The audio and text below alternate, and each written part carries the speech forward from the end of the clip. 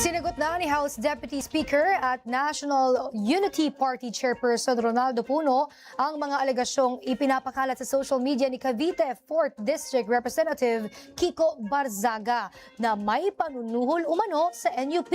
Ang detalye ihatid ni Kate Rania live mula sa Batasang Pambansa. Kate.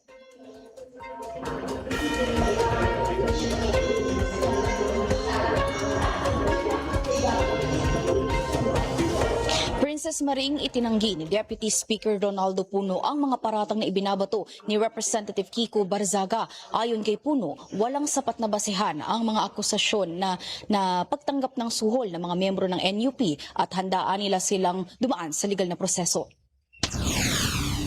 Sa korte haharapin at aayusin, ito ang mariing naging sagot ni House Deputy Speaker at National Unity Party Chairperson Ronaldo Puno sa mga akusasyon ni Cavite 4th District Representative Kiko Barzaga. Sa isa kasing social media post, ibinahagi doon ni Barzaga sa publiko na may ilang miyembro umano ng NUP ang tumanggap ng suhol mula sa negosyanteng si Enrique Razon. Ayon pa sa post ng kongresista, ginamit umano ang nasabing suhol para suportahan si late 1st District Representative Martin Romualdez noong 2025 election. Ngunit ayon kay Deputy Speaker Puno, walang katotohanan ng mga paratang at hindi umano ito makatwiran. Paliwanag ni Puno, walang naging kalaban si Representative Romualdez noong nagdaang eleksyon, kaya't walang dahilan para magbayad ng suhol.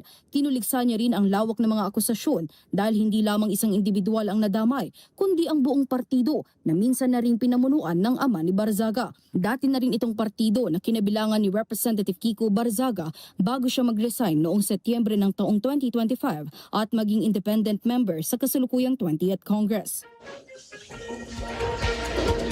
Princess, ayon sa partido ng National Unity Party, gagamitin nila ang lahat ng legal na paraan para ipagtanggol ang kanilang pangalan at reputasyon laban sa paratang. Kinumpirma rin ni Deputy Speaker Puno kasama ang iba pang miyembro ng NUP na nadawit sa issue na magsasampa sila ng kaso laban kay Barzaga. At yan muna ang update mula dito sa Kamara. Para sa totoong balita sa Bagong Pilipinas, Kate Rania, Congress News.